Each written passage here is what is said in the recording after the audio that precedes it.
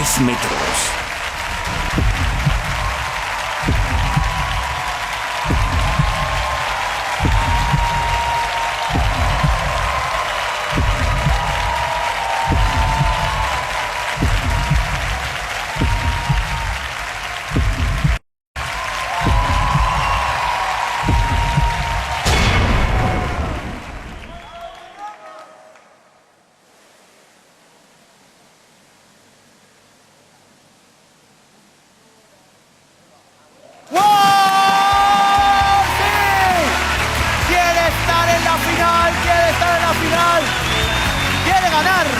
Quiere ganar, meterse entre los 3 finalistas.